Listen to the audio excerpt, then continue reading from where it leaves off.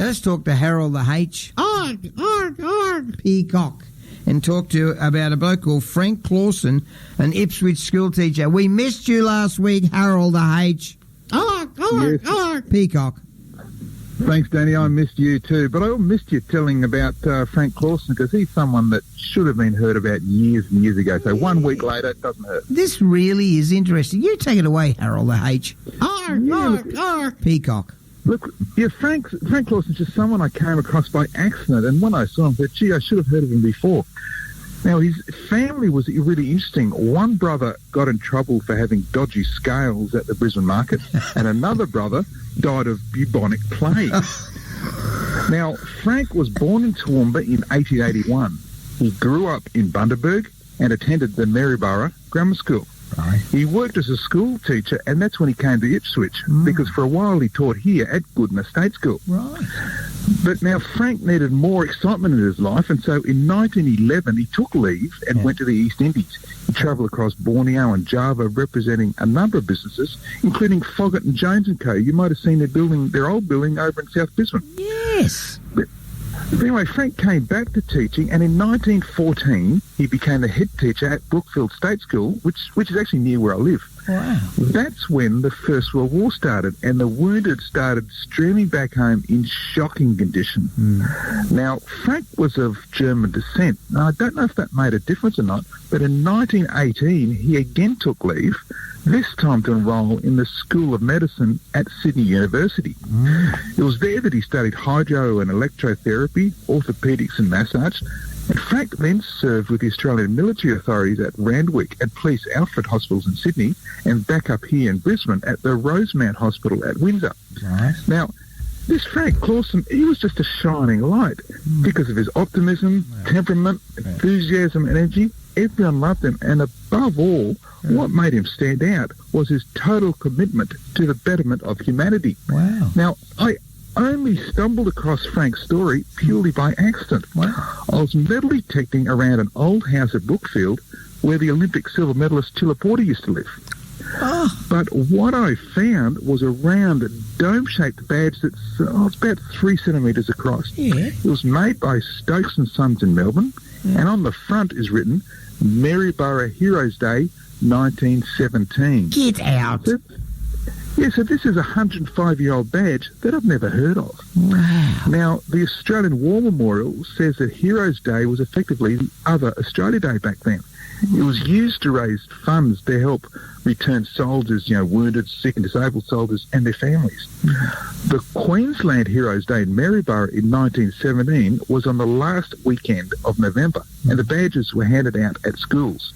Now, this badge must have been lost by the former Ipswich teacher, Frank Clawson, because after leaving Brookfield State School, he lived for a time in the house where I was metal detecting. He had close friends at the schools in Maryborough, and he was there at the right time. So this badge could only have been his. And if it wasn't for that badge, I would never have come across Frank's incredibly moving story.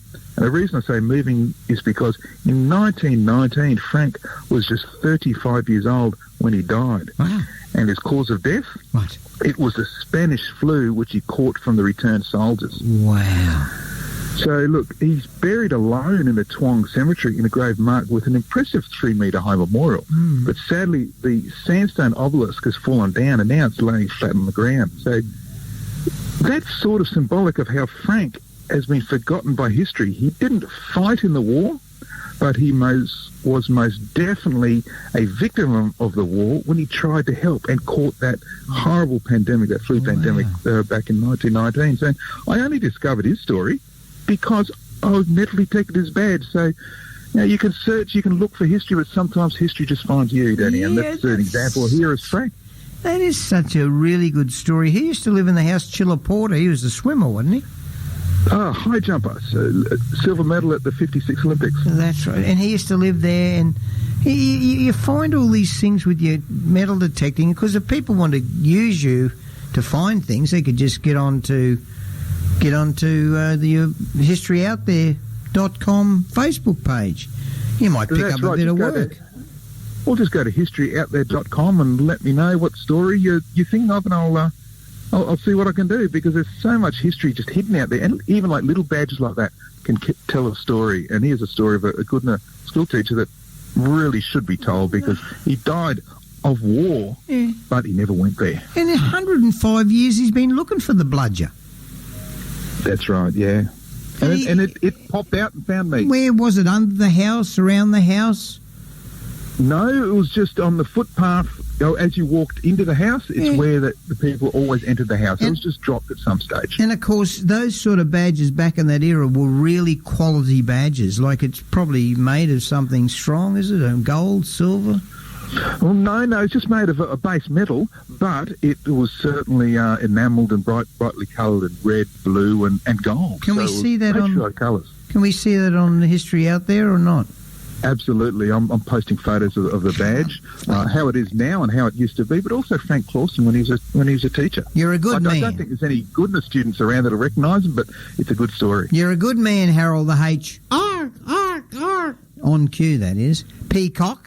And you can go to historyouthere.com and you'll hear about that story. You'll see pictures of the badge, and there's lots of other great stories about Ipswich there in the Facebook page. So it's there, another great segment from Harold the H. Arg, arg, arg. I'm going to tell you, this is actually live, not pre-recorded sound effect either. No, this is a real sound effect. And all I do is point at him, and he puts his mouth over the mic and lets a rip. Yep. Like this, watch. Arg, arg, arg.